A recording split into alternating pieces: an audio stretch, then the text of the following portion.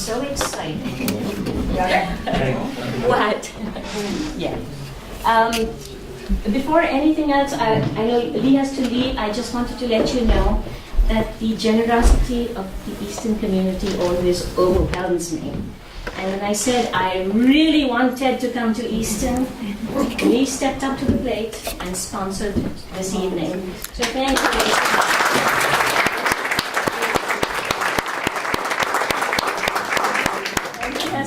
So I'm going to ask him to introduce. I shall do that. I've just changed my mind and decided instead to be the guest speaker this evening. One more seat we can bring him. Can you hear me in the cheap seats? Listen, I have two pleasurable opportunities this evening. The first one is to tell you it's a pleasure to be able to underwrite these programs now and then, and I get more of a kick out of it than any of you are as recipients of it, so that's the first pleasure. The second pleasure is I get to briefly introduce this Ted Reinstein. I feel like I've known the guy all my life. I'm a big Chronicle fan. I simply know this. As old as I am, and I am old, I'm out 2 or 3 nights a week. And sometimes I have to miss Chronicle, so I, of course, do as you might do. I record it, and then every so often I binge watch. So I want to thank you, Ted, for being you. And I can relate to this guy because I work at the Lions Club thrift store, and it's kind of like a general store, but a little cheaper, you know. But it gives me the feel that I love his program. Wow. So along with the other. Sounded like a variegated flycatcher. Hello there, just whistle for help.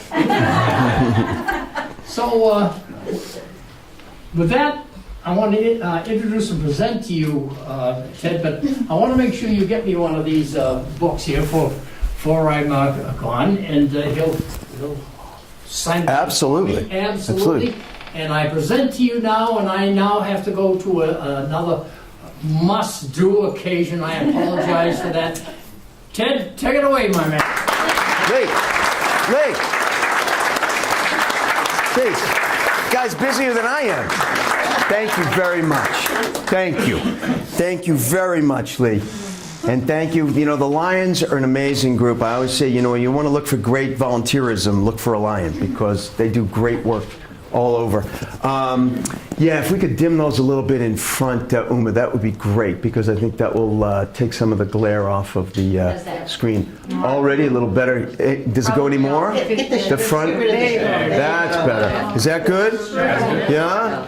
A little more? A little more? It's like, now it's like an eye exam. Better like this or better like this? I think that's good, right? Excellent.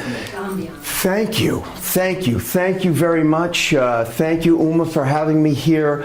You know, I've been talking all around most of southern New England, a little bit further afield sometimes, with my 3 books about New England in the last 6.5, almost 7 years now. And somehow or other, this is my first, it's not my first visit to the Ames, but it's my first time speaking at the Ames. I don't know how that happened, but I'm glad to finally have an opportunity to be here tonight. This is such a fabulous, you know, I posted some things on social media later this afternoon before I came down here. I love public libraries, and you have one of the gem of the gems, seriously. The Ames is absolutely one of the state's gems. And in fact, you know, the American Library Association knows better. They don't look at it as one of the state's gems. They look at it as one of the nation's gems, because, you know, the Ames, your library, is the only library in the United States of America to have won Best Small Library in America twice. So this woman and her staff and your support is doing something right here. So I am in awe of what goes on here, and I'm delighted to be here with you tonight. So thank you very much for coming out. I'm going to talk to you tonight about my 3rd book, my most recent book, which is all about one of 2 iconic New England institutions that I can't pass by in all my travels around New England. It's funny, you know, tonight on Chronicle, Oh my God, what time is it? But yeah, right. And as part of that half hour tonight, there is a wonderful general store profile. There is also a wonderful diner profile. And so that's what I'm jumping in with, because general stores are one of the two iconic New England institutions that I can't pass by. And one, of course, is a general store, and one is well, not a dodo bird, but it's a good place to jump in. No, I forget sometimes that I like to jump in with this, because to be reminded of what we have to support, like public libraries, or they go the way of the dodo bird, right? So this is an endangered species that became completely extinct. You will not find a dodo bird on the face of dear Mother Earth today. This is an example of a presently endangered species, about a dozen white rhinos left on Earth today. So this is an example of a presently endangered species, not yet completely extinct, just like this, right? Yeah.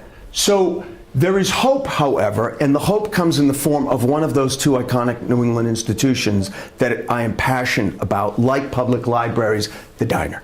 Now, so anybody, he was talking about Biddeford, so I have a show tonight about Biddeford, where I was for the last couple of weeks doing one of our Main Streets and Backroads series.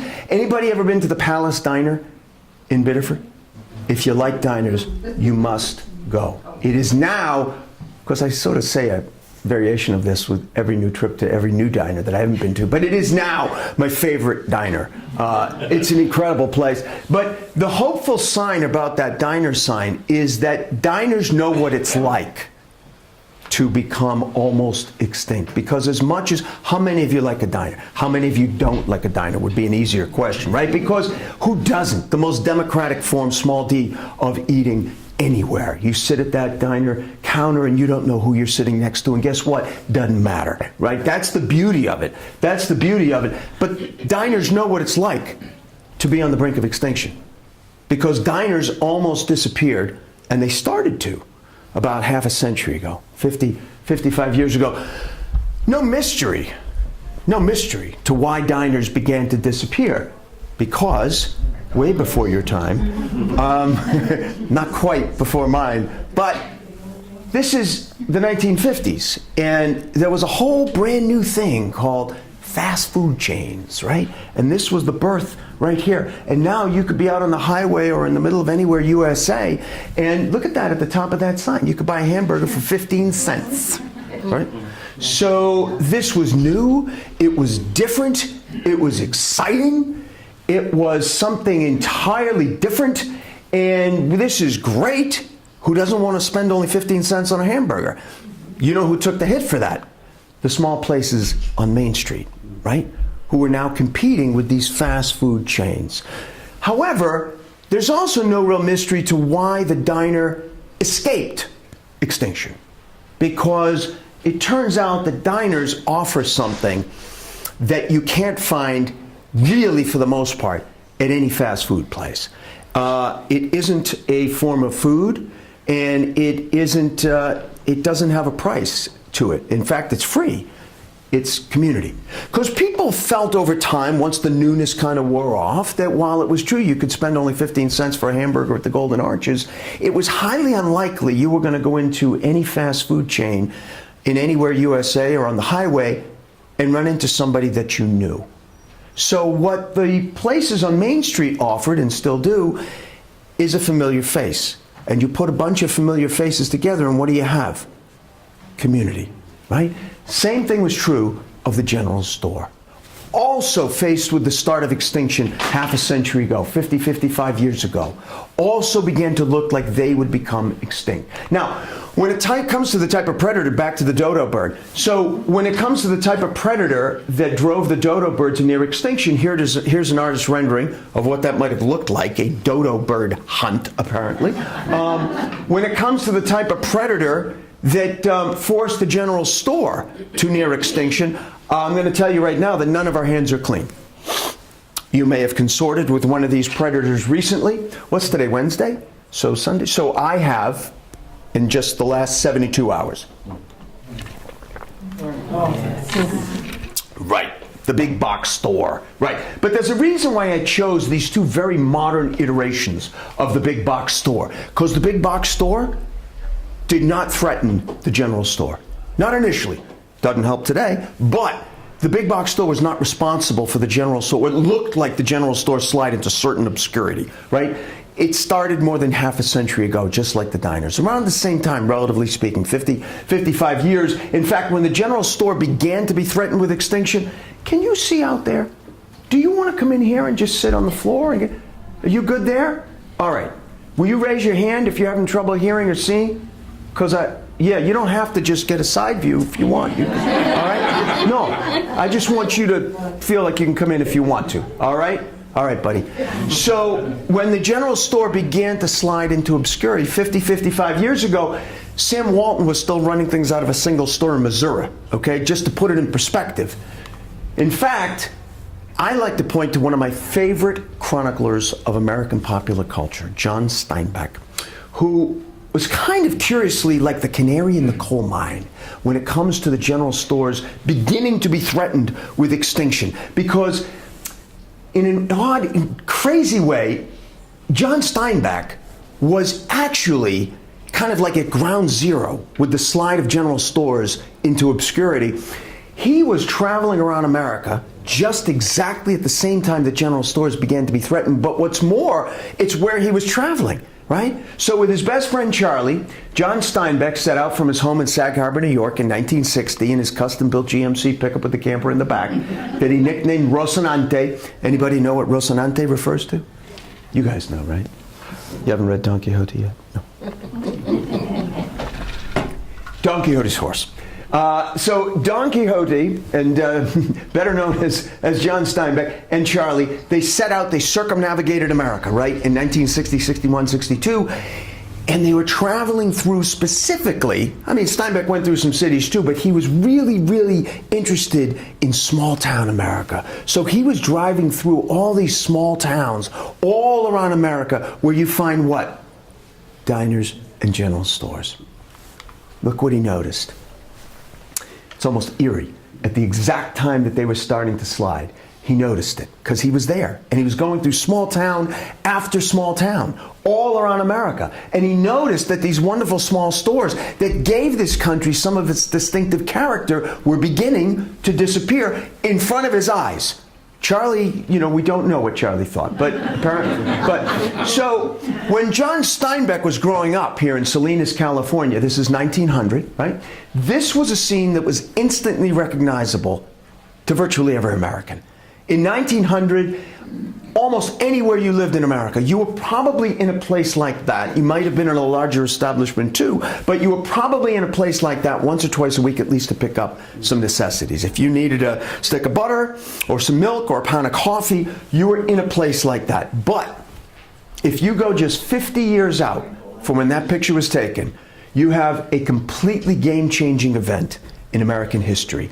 And it was the event that spelled doom, or looked like it would, for the general store, right?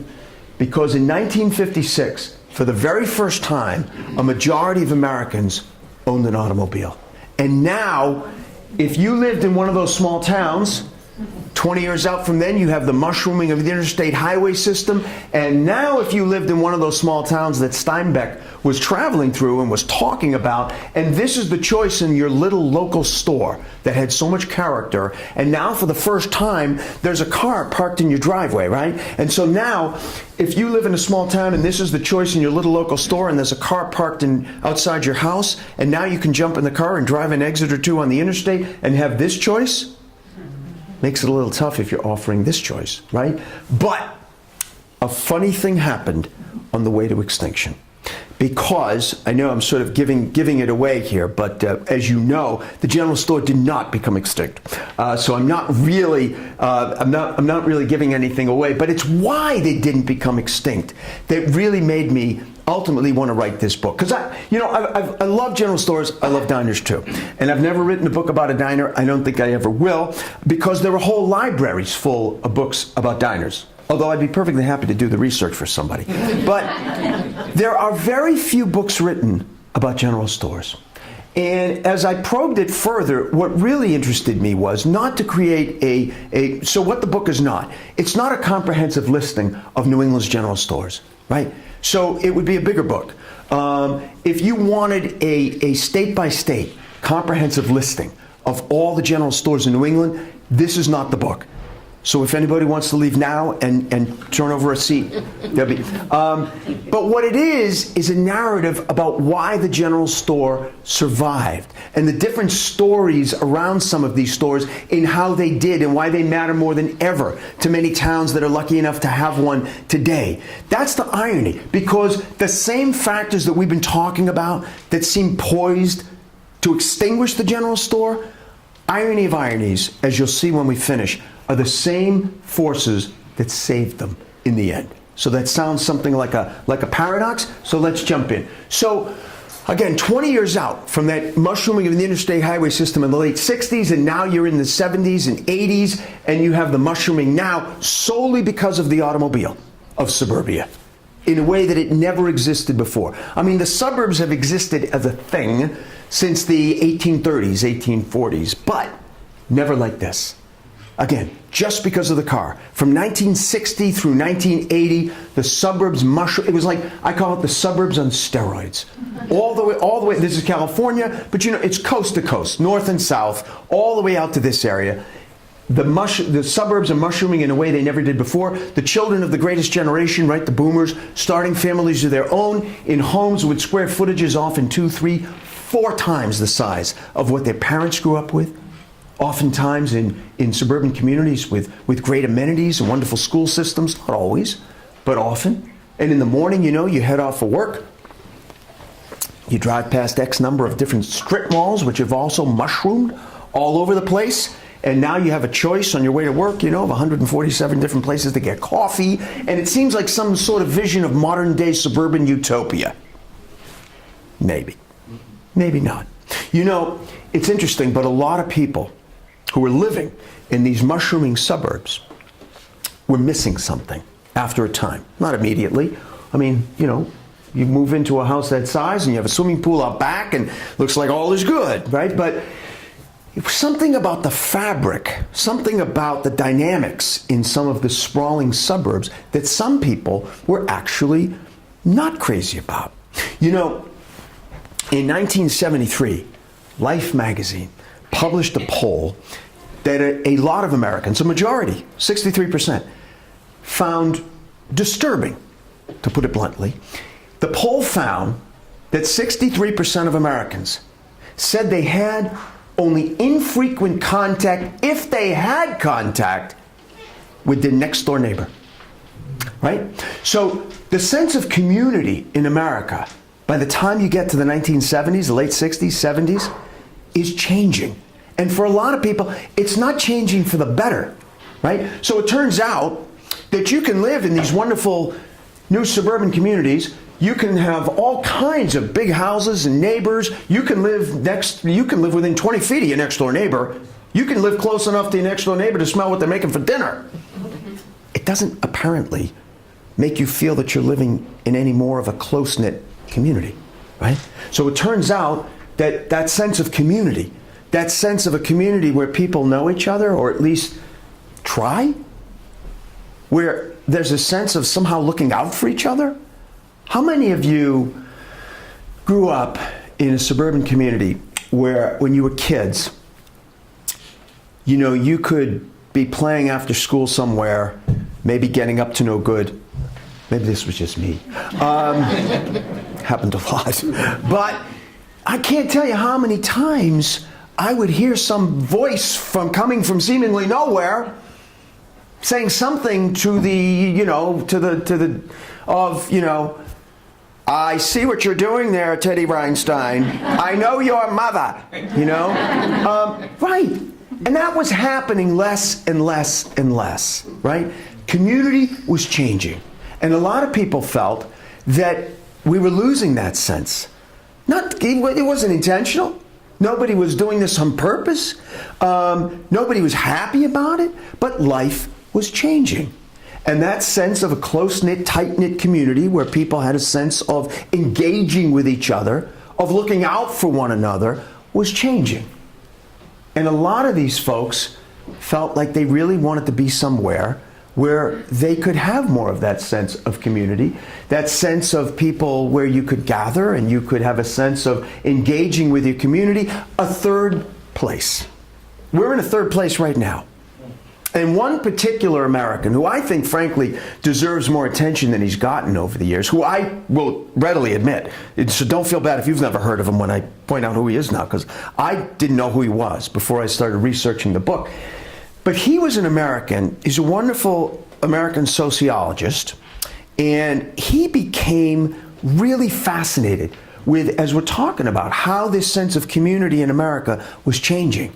And as an academic, he decided to devote a whole decade to researching what does community mean in America? How is it different than community in somewhere else? And what does it mean if we don't have that sense of community that traditionally we've had? Is something lost? Will people miss it?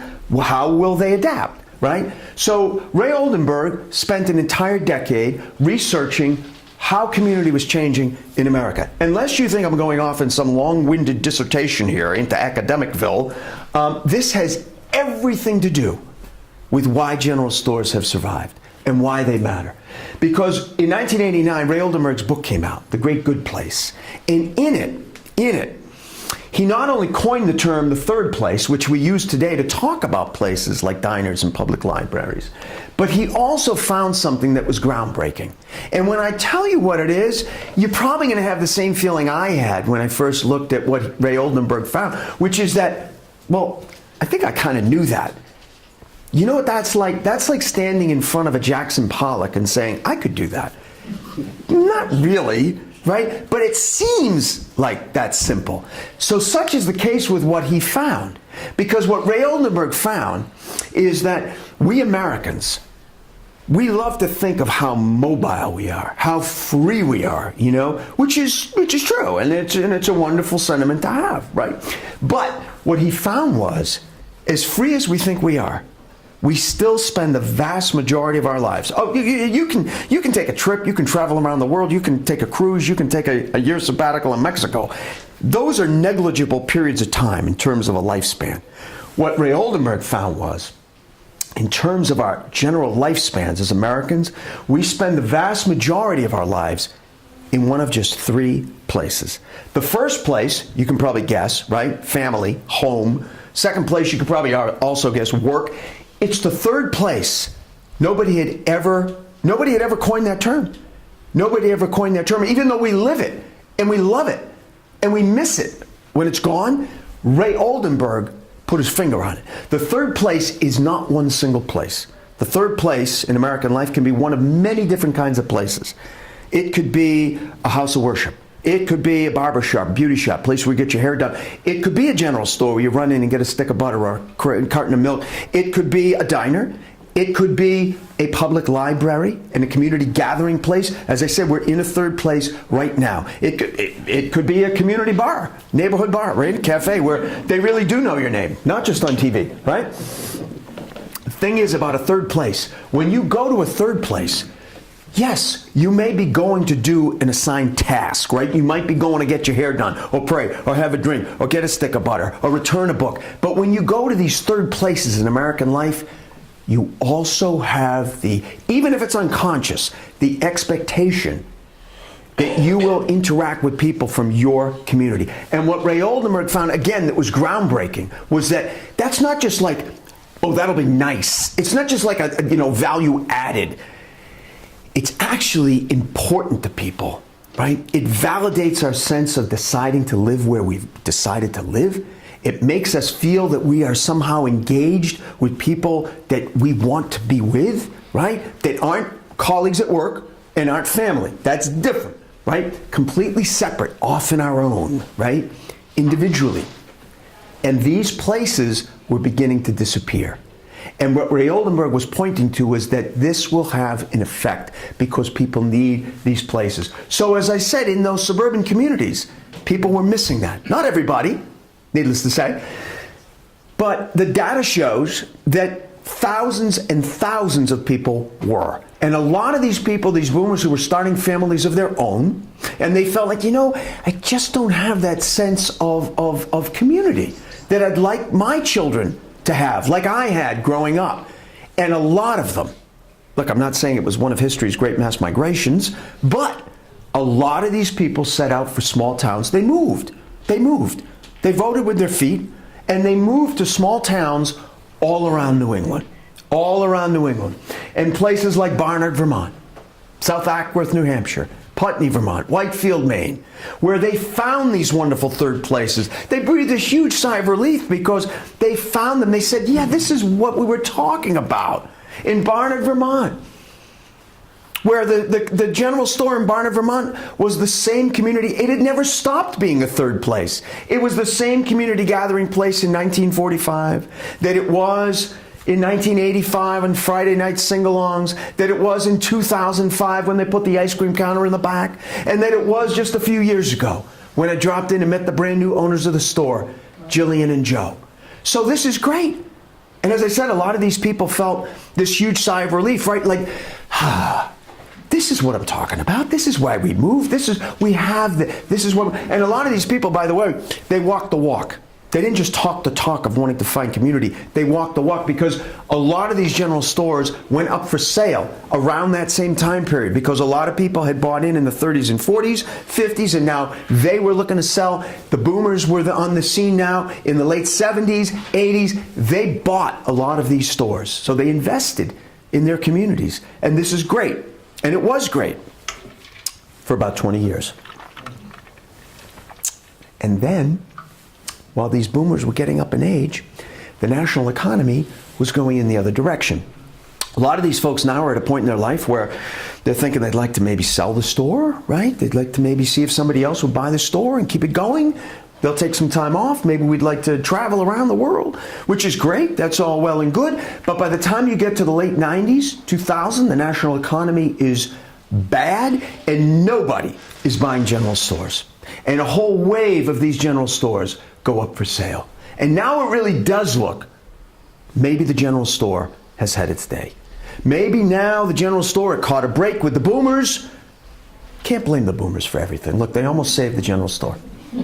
But maybe now the general store really will go the way of the butter churn and the telegraph.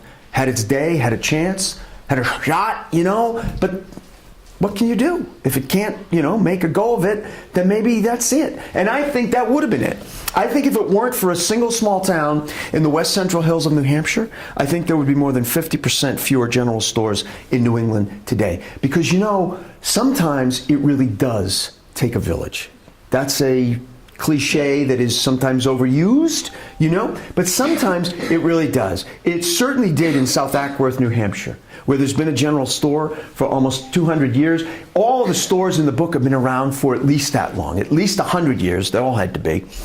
And 3/4 of them have been around for twice that long, over 200 years. Same is true in South Acworth. It's always been the center of community in South Acworth. The owners there, by the time you get to 2000, 2001, had owned the store for 37 years, way above average for owning a general store. But in the wake of 9/11, when tourism went off in New England almost 90% in some places, and many of these stores are hugely dependent on tourism, right? Especially in the fall, a couple of seasons of the year.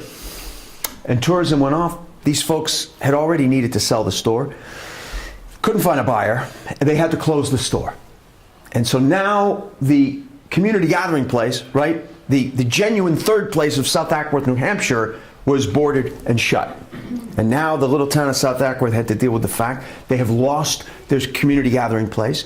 They tried to figure out what they could do to reopen it. They put their money together. They took out an ad in the Sunday New York Times Magazine to try to interest a buyer. Seemed like a good idea. Seemed like the right demographic. Didn't get them a buyer. And after 6 or 7 months, they had a community meeting, and a woman raised her hand at this meeting. And she said, we have already put our money together to see if we could interest a buyer, right, to buy the store. She said, what if we put our money together and bought it ourselves? She said, I know. It sounds very socialistic. Sometimes that's not a bad word. And they went for it. they went for it. And they used the model of a food co-op, right? You put in X number of hours working in the store, you get X amount of discount on your groceries. And they went to work in the store. They built a pizza oven out back to bring in more money. They started these harvest dinners that today attract visiting chefs from all over New England. And because they did that, today the South Ackworth Village store is thriving again. I hope the lights don't go out there anytime soon. But in Shrewsbury, Vermont, my favorite case of it taking a village to save the store. Because here in Shrewsbury, population 842, they had to not only come together to save the store, then they had to come together to withstand Mother Nature in a very big way. So when this picture was taken, Marjorie Pierce, right here, oh yes, I always have to remember, with a plasma TV, see that red dot? It disappears. Someday, I'm going to go to MIT, and I'm going to have somebody figure out why the red dot disappears. Do you guys know? No? No, I don't know. It fascinates me. Anyway, when this picture was taken, Marjorie Pierce, right there, was in her early 70s. And at that point, her family, Pierce's, had already owned and operated Pierce's Village store for over 75 years. And Pierce's is the heart and soul of Shrewsbury, Vermont. You are looking. You're looking at downtown Shrewsbury, Vermont at rush hour. No, I figure. Odds are it's rush hour because there's more than one person. Now, but when you go 20 years out, from that picture, Marjorie Pierce, bless her soul, is now in her mid-90s. And the poor woman would like nothing so much as to be able to take a little time off. Okay? Give me a break. Okay? Unfortunately for her, if she's not there to open up the store every day, there's nobody to run the store. But she simply can't stand on her feet all day. And she's forced to close the store. And she feels awful, but nothing she can do about it. She can't run the store by herself. She does call up a friend of hers, though, to kind of ask some advice and also to make kind of an interesting offer. Paul Brune. Now, Paul Brune is, simply put, one of my favorite New Englanders of all time. He has a very, very gentle, almost a saintly presence, which I always kid Paul is so unlikely because he had his start in politics. He did. He was Pat Leahy's first campaign manager. Good in politics, too, because Pat Leahy has never lost an election. But Paul Brune pivoted from politics to the Lord's work. No, not quite, but almost, because he loves history and preserving history so that more people can find affordable housing and qualities of these very communities we're talking about can have some of the things like Ames and Memorial Hall and the library. You know, there's no guarantee in America that these places stay open. There's nothing in the Constitution that says that a place as beautiful and as grand as this has to survive. Nothing in any law anywhere.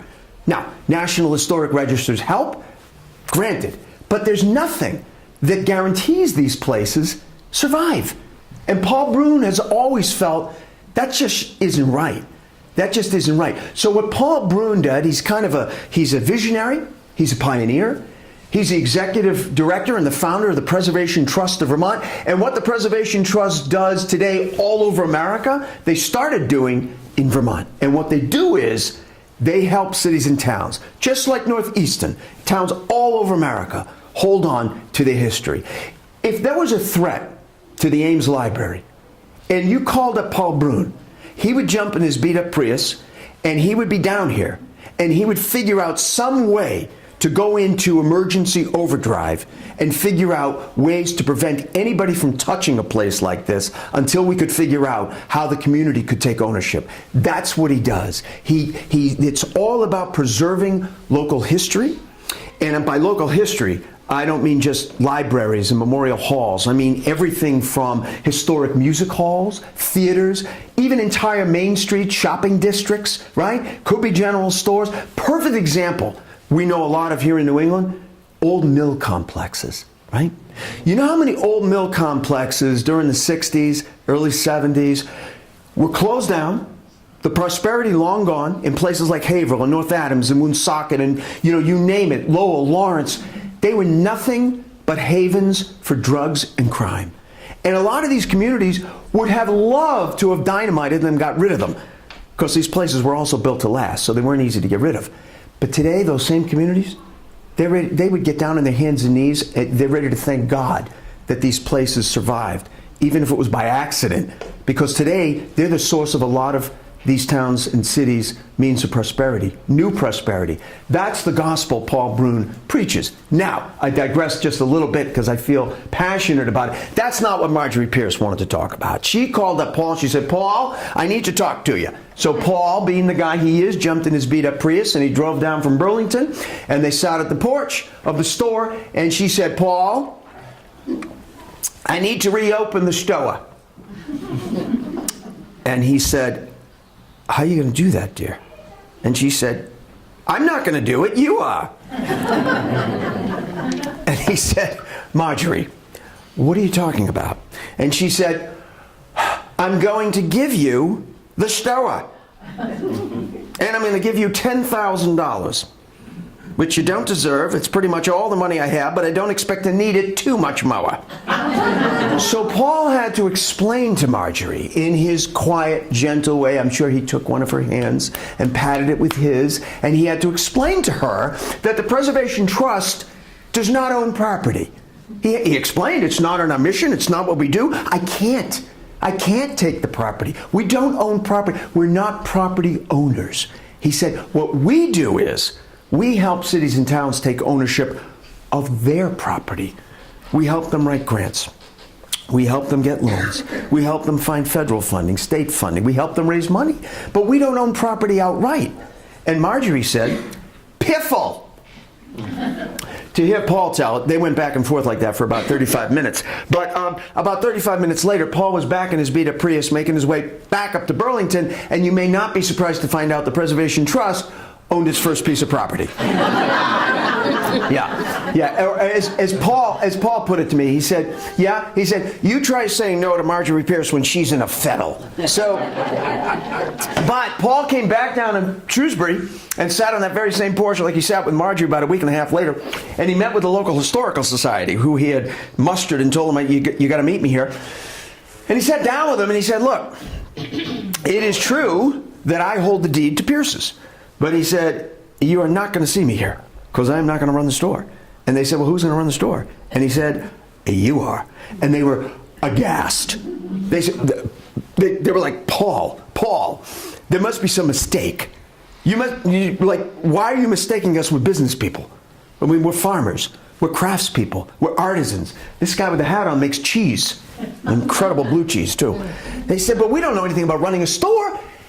And he calmed them down. He said, look, I know you don't, but you got to understand, we've done this before, okay? So we are going to teach you how to do that. It's going to be like going back to school. He said there's going to be field trips. You're going to have homework, okay? You're going to learn how to outfit a 200-year-old general store. You're going to learn how to order product. You're going to learn how to inventory. You're going to learn how to completely renovate and restore a 200-year-old general store. And I think they did a pretty fine job, don't you? Now, I'm not suggesting this went off without a hitch, okay? You got a town of 842 stubborn Vermonters, and just before the store reopened, the historical folks who now were going to run the store went back in front of the town, and they requested more money. Never a good thing to do. They said, if we are going to be a genuine community gathering place into the future, right? In the modern era now, right? And the community is going to be able to depend on us as a community gathering place through thick and thin, through the worst of a Vermont winter. We need the community to have confidence that the doors will be open, the lights will be on. So we need an emergency generator. And there was a lot of belly aching, a lot of people said, Marjorie Pierce never needed an emergency generator. But they got it. They reopened the store. The little beating heart of Shrewsbury, Vermont was beating once again. This is 2009, and it was beating once again for 2 years. Remember I said they also had to come together not just to buy the store, to get the store, right? But to stand up to Mother Nature. Oh, did they ever? Oh. Right. Because 2 years later, right after they reopened, 2 years to the day almost, In 2011, Vermont was visited by what is still today its worst natural disaster in the state's history. In August 2011, Hurricane Irene barreled up the East Coast. By the time it reached the Northeast, it was no longer a hurricane. It had been downgraded to a tropical storm, but as Marjorie Pierce would have said, piffle, because it doesn't matter whether you're packing the 65-mile-an-hour winds of a tropical storm or the 75-mile-an-hour winds of a hurricane, you're still going to blow away 200-year-old covered bridges like so much driftwood. And Irene did. The lights went out all over Vermont. The power went out all over Vermont the first day that Irene hit, including little Shrewsbury, Vermont, except one little spot. Because in Shrewsbury, Vermont, the intrepid historical folks trooped over through the howling wind and the flying debris. They fired up that emergency generator. The lights came on. And, you know, to hear my friend Sally Deinzer of the historical folks up there tell it, she said, Ted, you know, when we turned on the lights, and you could see a little light for the first time all day, and she said, I looked out the street down the hill there where the street comes up, and she said, it looked like something out of Night of the Living Dead, because people were walking up the street, and they were seeking out the light, and they got to the store, and the lights were on, and the coffee was hot, and the Wi-Fi was working, and people were able to get in touch with relatives and assure them everything was okay. And again, you may not be surprised to find out, nobody's ever bellyached about the emergency generator, ever again. Now, we've been talking about communities coming together, right, to save the store. But sometimes, especially now in the mid-2000s, which is where we're up to in our narrative here, sometimes now, as the national economy has improved, now it was sometimes possible for one single individual to save the store. Somebody who was able to do that, right? My favorite, in the chapter I call Honey, I Bought the Store, my favorite story of one person saving the store I love to share, because it is also a profile in the person I call the single most unlikely general store owner in the world. Mm-hmm. Yep. Steve Carell. Bona fide Hollywood celebrity, right? If you ever watch The Office, probably better known as the world's worst boss.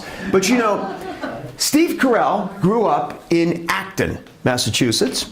And when he was growing up, he told me that there was a general store in Acton, unfortunately long gone.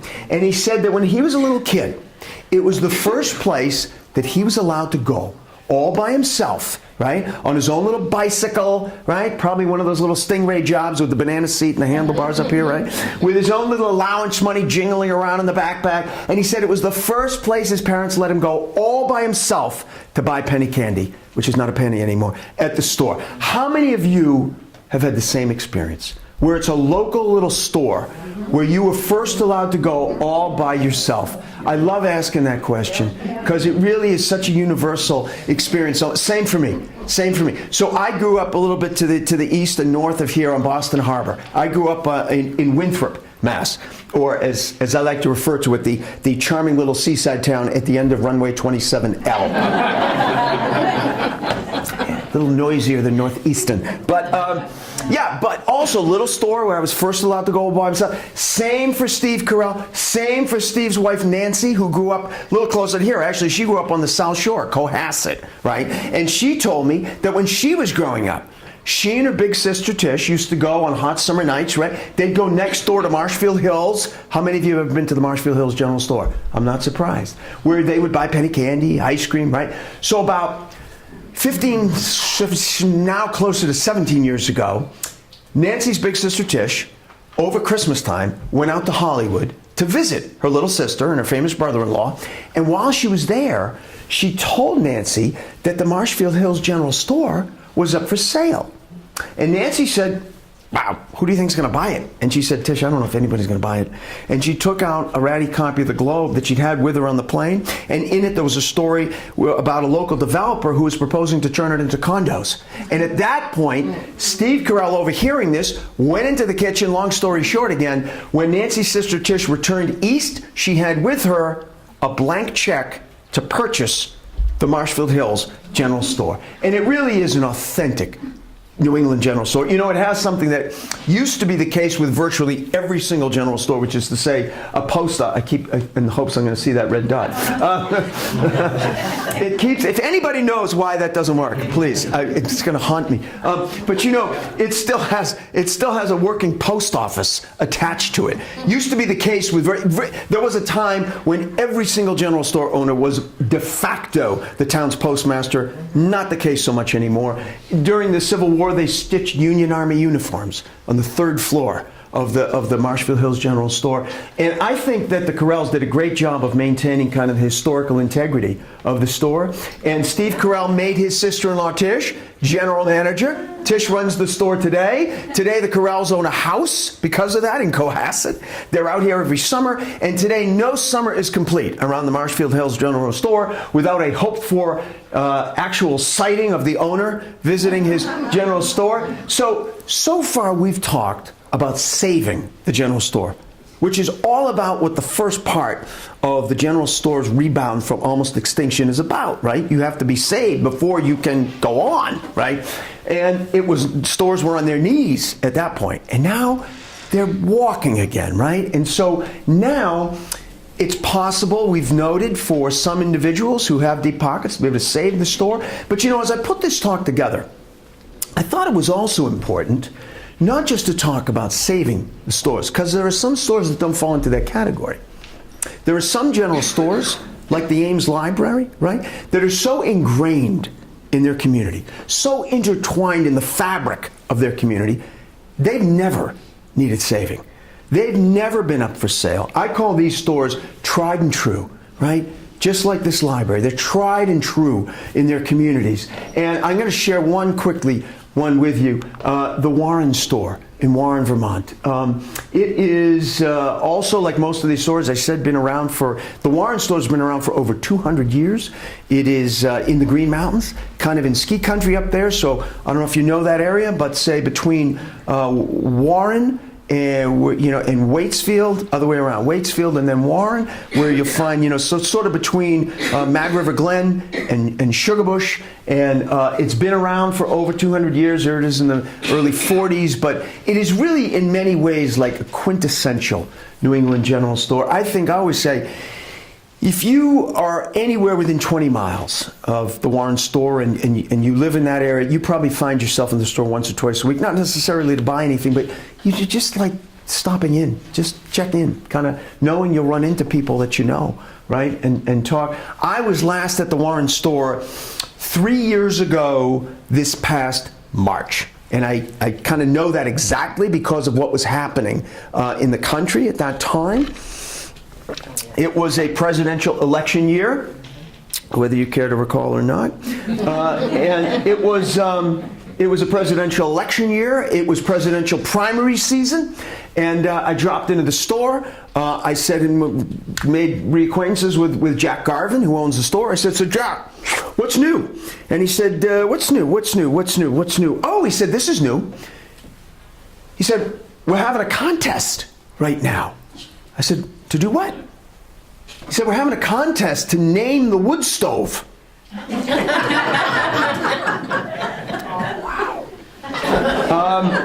Well, in Jack's defense, I know it doesn't sound like the kind of thing that's going to bring people out of the woodwork, but in Jack's defense, first of all, the wood stove at the Warren store is unlike most wood stoves you've ever seen. You imagine a little thing like this, but the wood stove at the Warren store is as big as a person standing. So it's like the physical defining characteristic of the store. And secondly, by the time you get to late March mud season in Vermont, very slow. So there is something to be said for having some reason to get up in the morning. So I said, wow. I said, "You got any good candidates for a new name?" And he said, "How funny you should use that word, Ted." So it turns out, 1 week before I'd been in the store, another longtime friend of the store, and actually a rather famous Vermonter in his own right, had dropped into the store, which surprised me because I thought he was a little bit busy to be dropping into the store at that point in his life. I don't know if he was back in Burlington doing his laundry, but he dropped in. Jack told him about the contest, obviously much quicker on his feet than I am. He said, "I have a suggestion." And they liked it, and he won.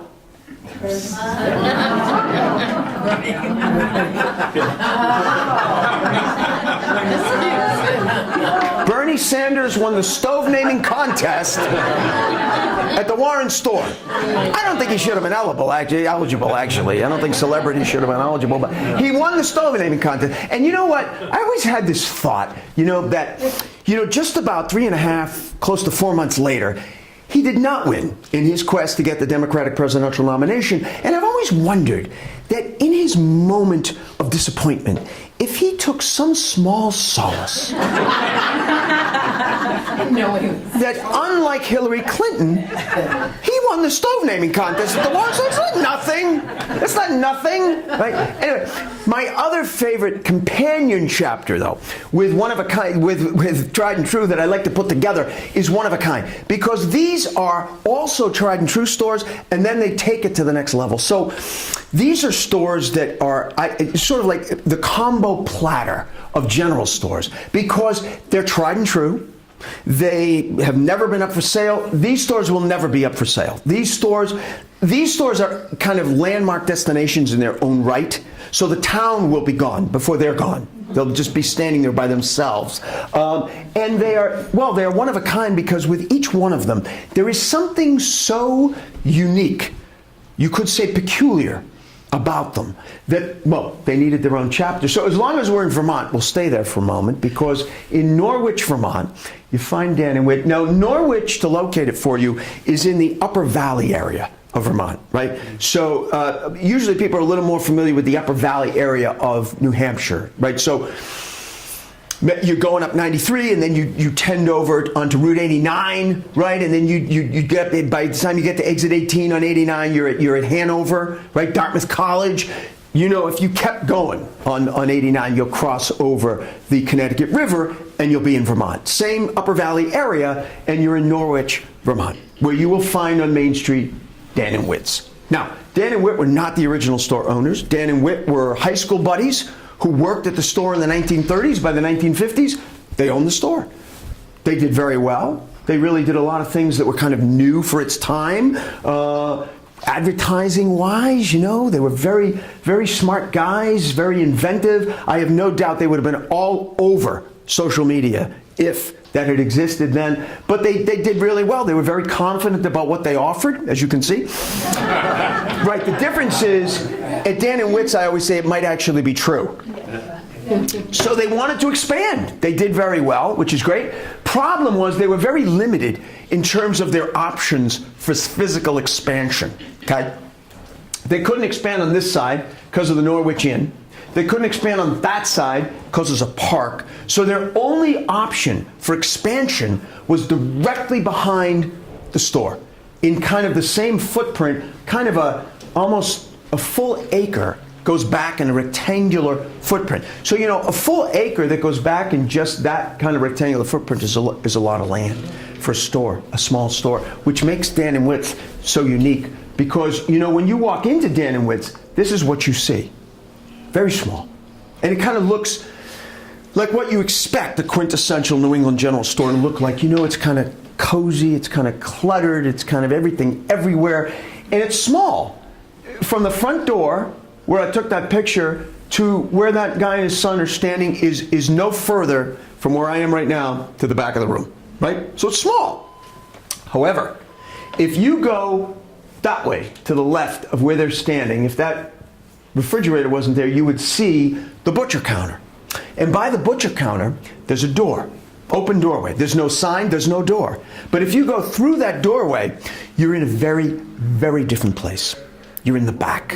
And the back actually kind of makes you feel more like a big box store, frankly. So what makes, Dan and Whit's so unique is that it represents a very peculiar grafting job right?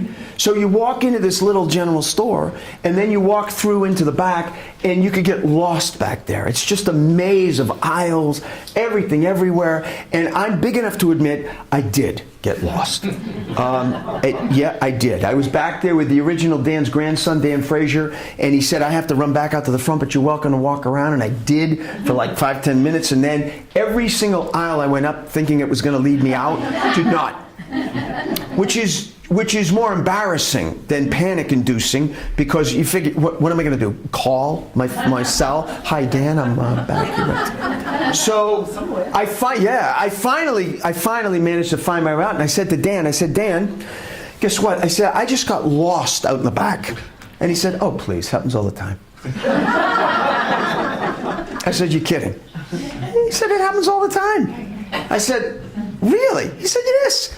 So they have actually allowed for the fact that it happens all the time by instituting at Dan & Witt's what I can only describe as the commercial equivalent of the ski patrol. So if you've ever skied, you may know that when the lifts close to the public at a ski area, generally between 3:30, 4:30, depending on the time of year and the light, right? When they close to the public, then the ski patrol goes up every single trail, every single slope, and they go down and they flush them all out to make sure, God forbid, nobody's hurt and left behind after dark. 9 o'clock at closing every night at Dan & Witt's, they send a flusher out to the back. So I said to Dan, well, Dan, that is very, very thoughtful of you. But I said, come on.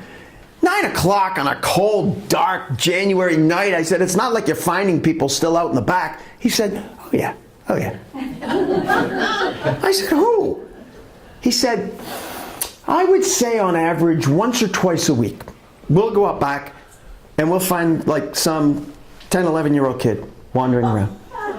I said, well, that's not so good. He said, it's really not so good. Half the time we know for a fact that parents left like an hour ago. That is really not so good. Yeah. So my other favorite one of a kind is in Windsor, Maine, where Harlan Hussey, looks like Hussey, German immigrant, pronounced it Hussey, just like Dan & Witt. Just like Dan & Witt did very well. All through the 1920s, 30s, 40s, 50s, did very well with his little one-story garage-like general store. And by the time he got to the late 50s, he also wanted to expand, also limited in terms of how he couldn't even expand in back because it's wetlands. So his only option was to go up and down. So he created in 1957 the 3-story commercial colossus that is now Hussey's in Windsor, Maine, where he had a huge basement level, there's a huge ground floor level, there's a huge second floor level.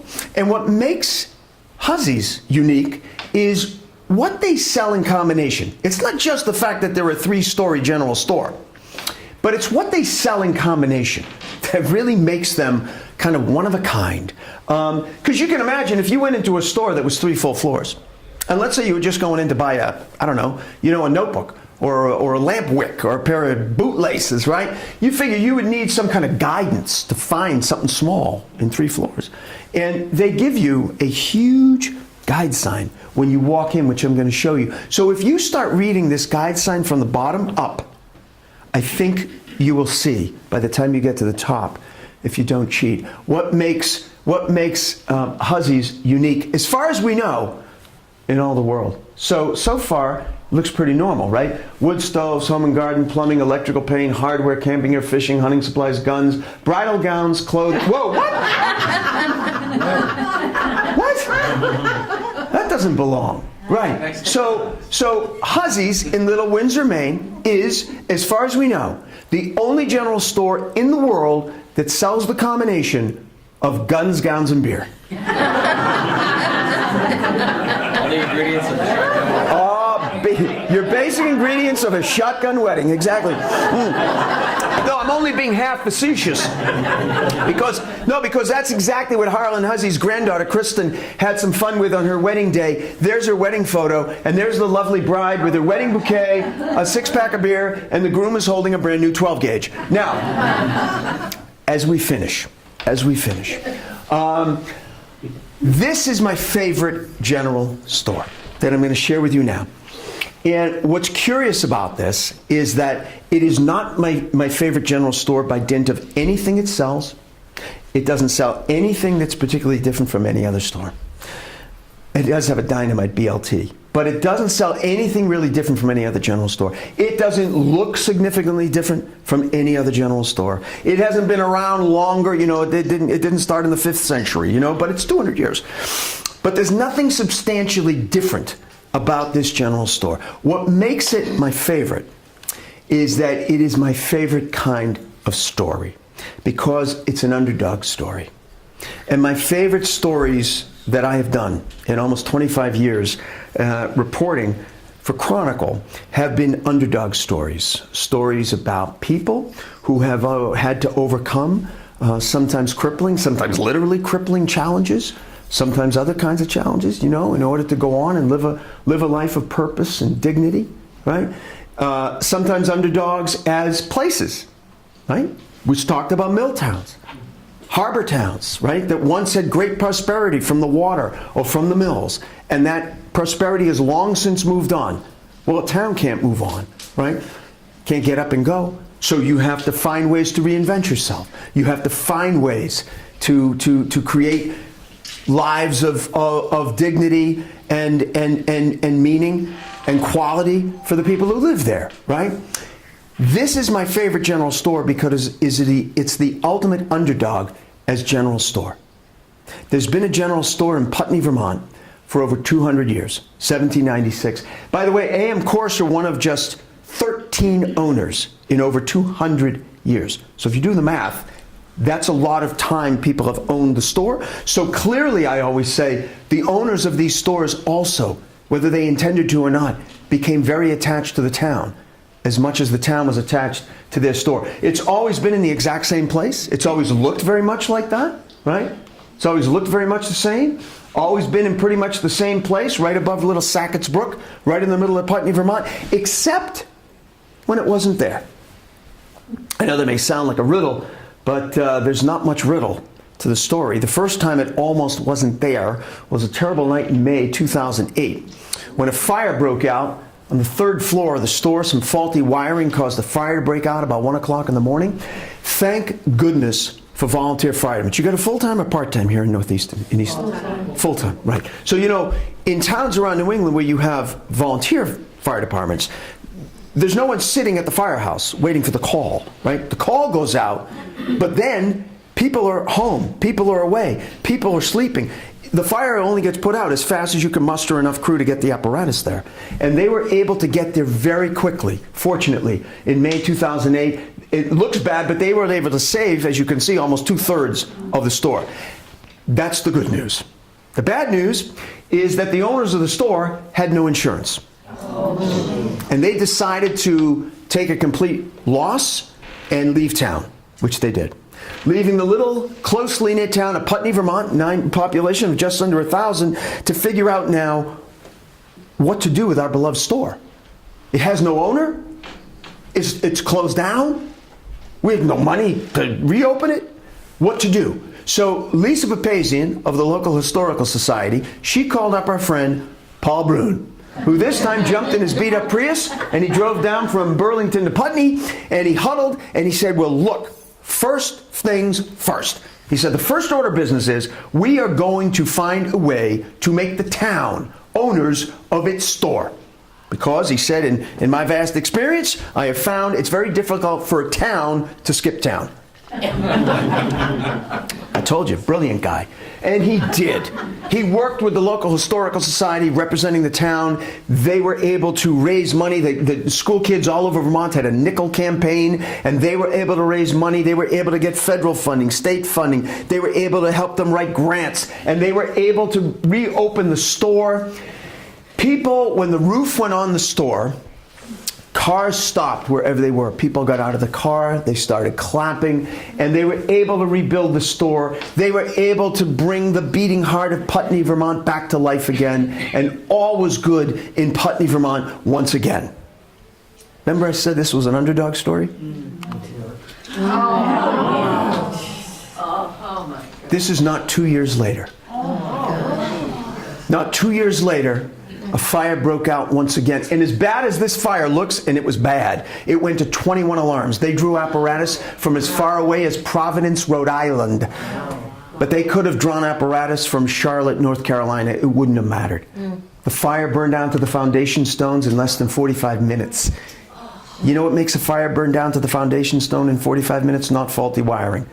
Massive accelerant. Arson. So this town, the little town of Putney, Vermont, had to deal with the double gut punch. They had not just lost the heart and soul of their community for the second time in less than 2 years, but the person who did this horrible thing could be your neighbor. Who knows? That's the terror of arson. And this time, they called Paul Broom once again. And Paul came back down from Putney. And he met with them at the Lowstone Church that stood just across from where the store had stood.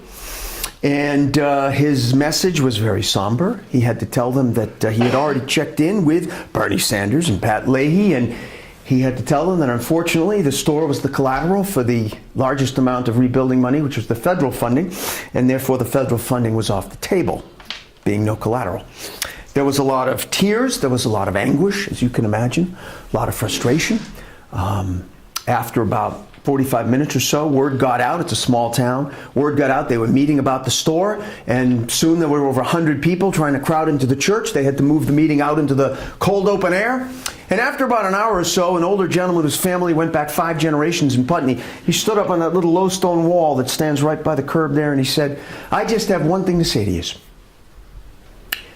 He said, "I'm not speaking for the rest of you," but he said, "I will be goddamn," excuse my language, "if I'm going to let an arsonist define my town." And Paul Broom kind of let his words hang in the cold air, and he stood up and he said, "If I understand my esteemed friend correctly here," he said, "I think we need to rebuild." And the one single saving grace of this tragedy is it was such a tragedy. It made headlines, led news all over the world. There were national TV broadcasts in America that led with the Putney fire. There were foreign newspapers in foreign capitals from Paris to Frankfurt that had pictures of the Putney fire. And money poured into Putney. More money than they knew what to do with. More money than they needed to reopen the store. They were able to establish an endowment, like a college, for the store. And they were able to rebuild it 3 times as big. They were able to build it more secure. They were able to build this gleaming new store. Now, they still needed somebody to run the store. Town owned it. They found a wonderful gentleman to run the store.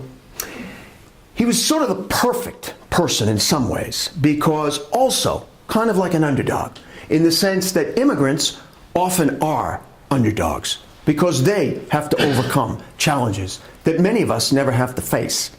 And there was this wonderful gentleman who was a pharmacist, and his family had immigrated to Putney about 25 years earlier, and he felt that the store had been like family.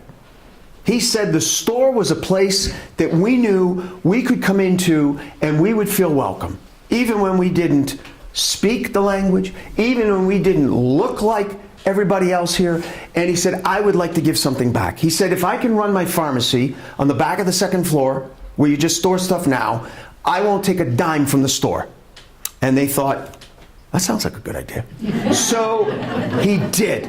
He hung out a shingle, as you can see, and he went to work on the 2nd floor, and all was good again in Putney, Vermont, until New Year's Day 2017. I said it was an underdog story, right? Right. Rocky doesn't bounce up the first hit, knock out Apollo Creed. You think he's never, you have to remind yourself, I know he's going to win, but I don't know how, right? Yeah. So on New Year's Day 2017, this lovely gentleman died. And neither of his adult children who moved away wanted to come back to Putney and run a general store. So the store closed again. But this time Paul Broom got the jump on Putney. And he called up Lisa Papazian and he said, "Lisa, you got to reopen that store." She said, "Paul, with what? With who?" He said, "How many people are in the Historical Society now?" She said, "About 43. He said, "Good. Everybody put in 1 hour a week, and you put a skeleton crew in there to reopen it until you get somebody to run it full time." Because he said, "Mark my words, the longer you are closed, the longer it will be before you ever reopen. People will find workarounds to what they got from the store. He is absolutely right. They took his advice, thank goodness. They went to work back inside the store. They reopened it last May. It is alive and well and truly about perseverance, as Paul puts it so well. And as I finish, I do want to inject another, like Paul Brun, and the note of kind of a more somber note. We've been talking about saving general stores tonight.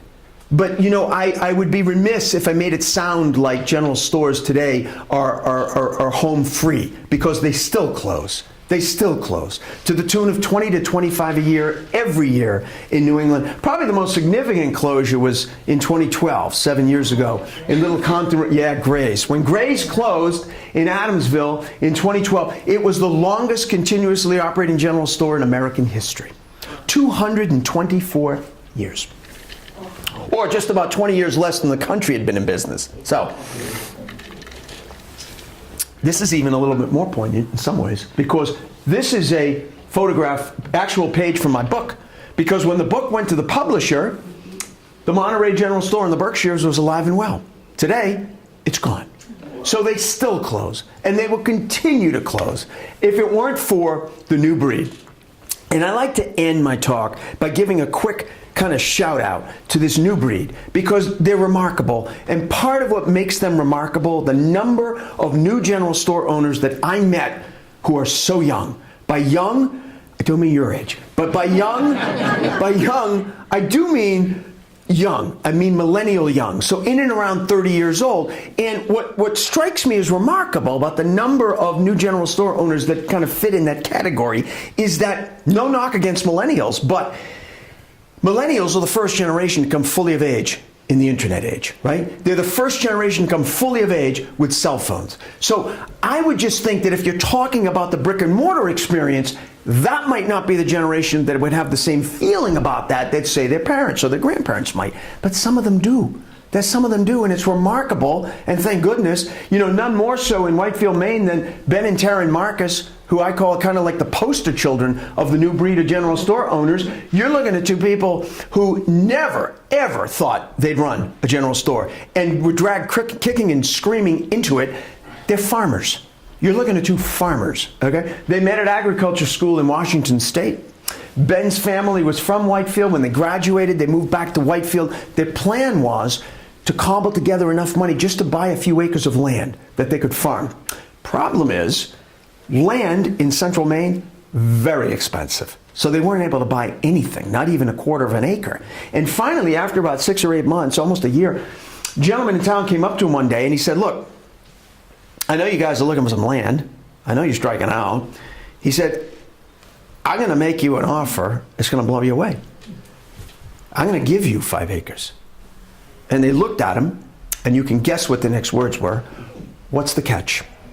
And he said, "Yes, the catch." He said, "The catch is there's a long-closed general store on the property, Sheepscot General." He said, "I've always thought that I might reopen it. Don't think that's going to happen. But," he said, "if you will reopen the store, get it open, keep it open for just 2 years, the land is yours forever." And they still deliberated.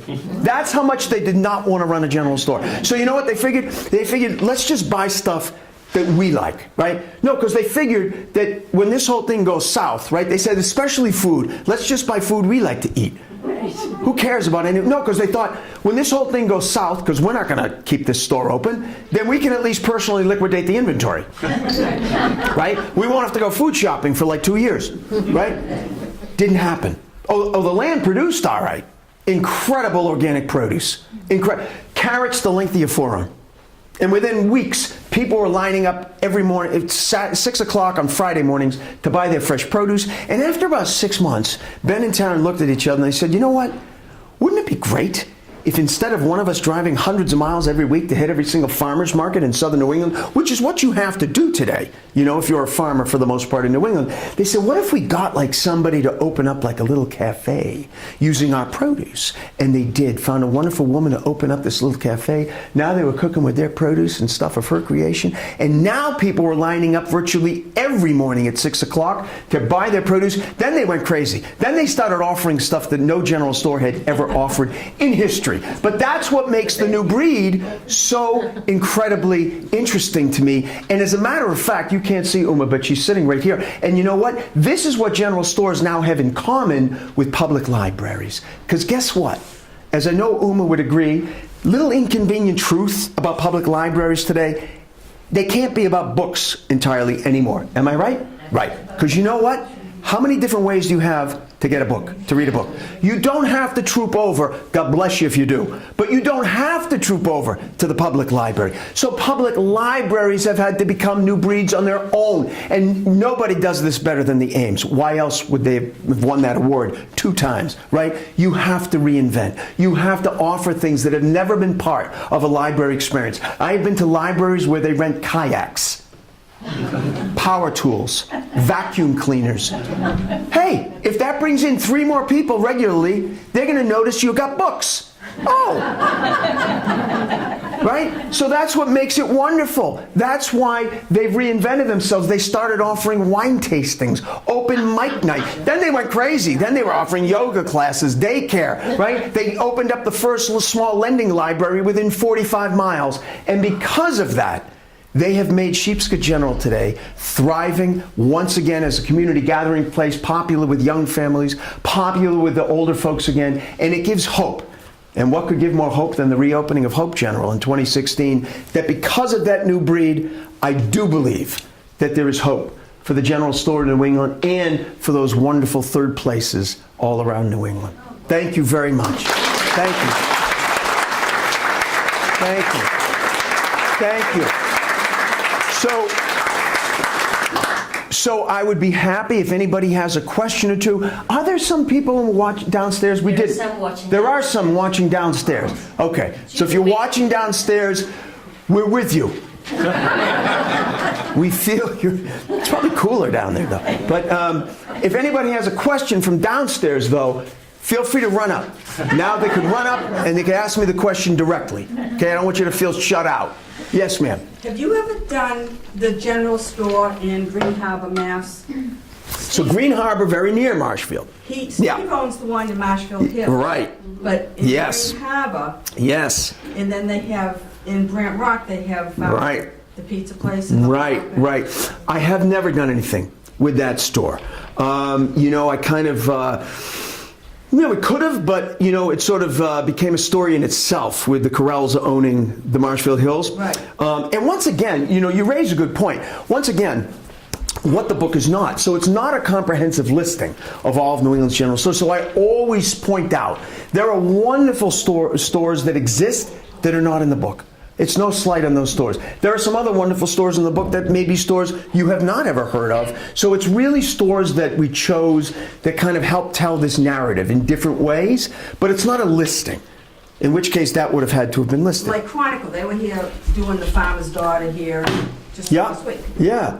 Has Chronicle ever gone into the Green Harbor section? I have a place down there, so that's what I'm asking. Yeah. Do you have part ownership of that store?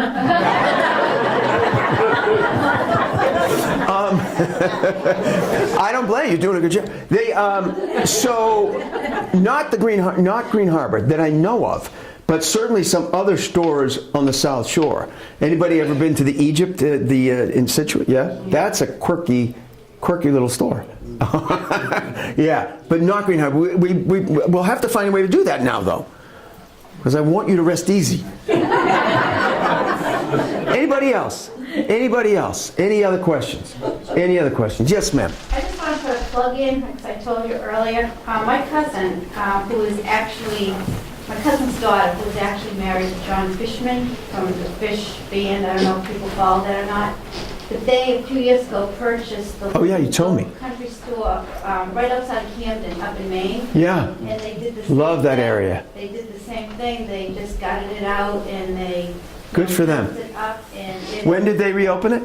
it will be 2 years in October. How are they doing? They're doing great. Yeah? They're doing great. Do they have food? Oh, yeah. Yeah. They have brick ovens in the back. Right, and right. great wine. See, that's the thing about general stores today that distinguishes them from the past, is that general stores today, for the most part, have swapped out hardware for food.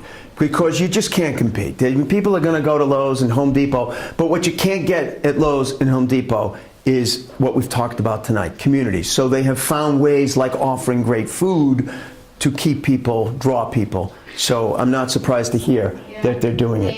I hope they appreciate the plug, too. She has a, they also have a farm out in Lincolnville that they own. Okay. One plug per family. The store. They got the store. Next thing you're going to tell me, they also run a little service. But no, good for them. Good for them. That's great. Yes, ma'am. Just as an aside. Yeah. Her great-grandfather. Are you together?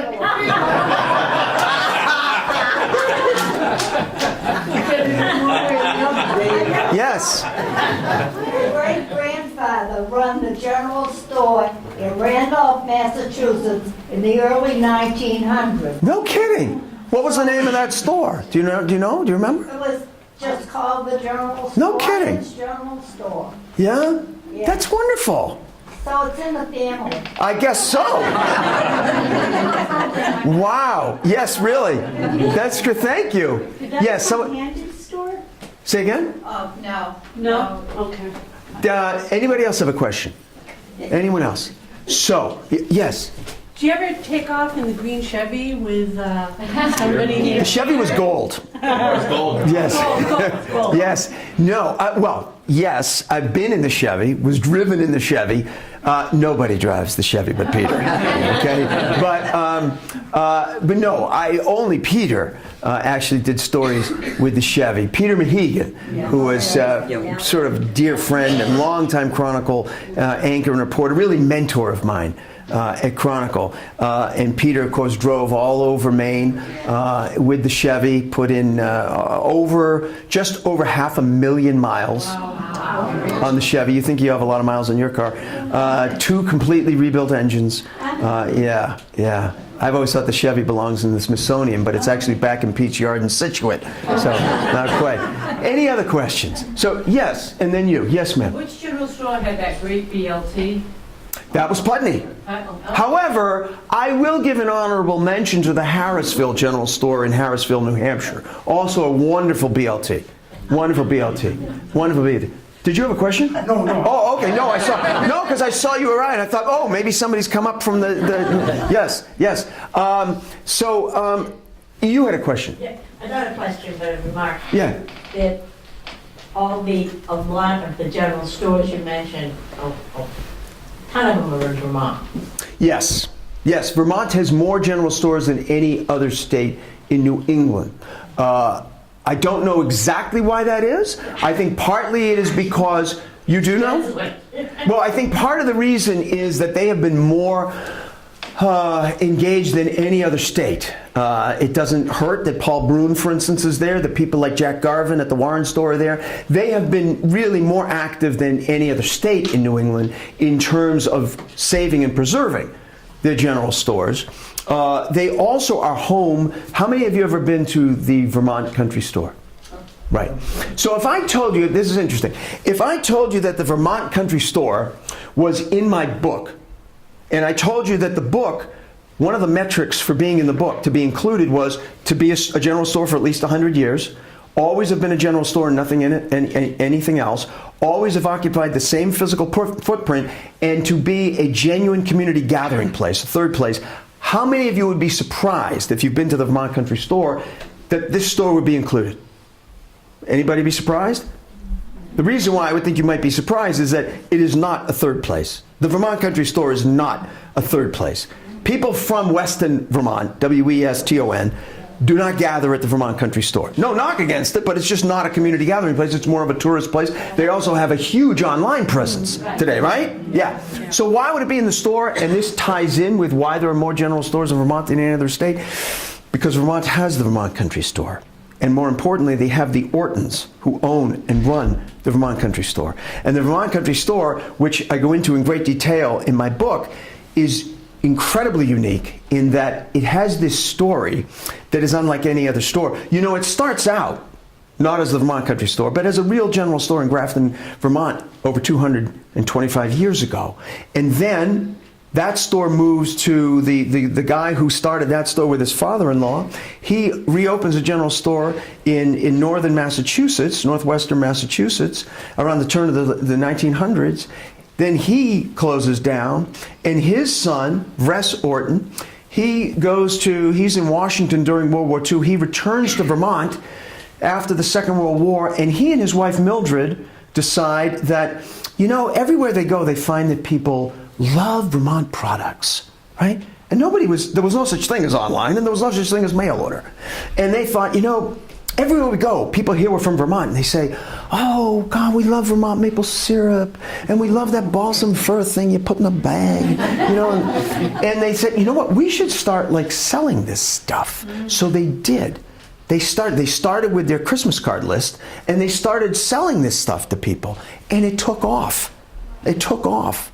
And Look magazine somehow didn't put together the fact that this storekeeper who was selling this stuff didn't actually have a store. And they did a story in Look magazine about the happy storekeeper in Weston, Vermont. People were enthralled, and they set out to visit the happy storekeeper.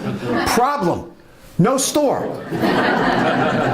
So what the Vermont Country Store represents is this interesting life imitating art, so they had to find a store quick.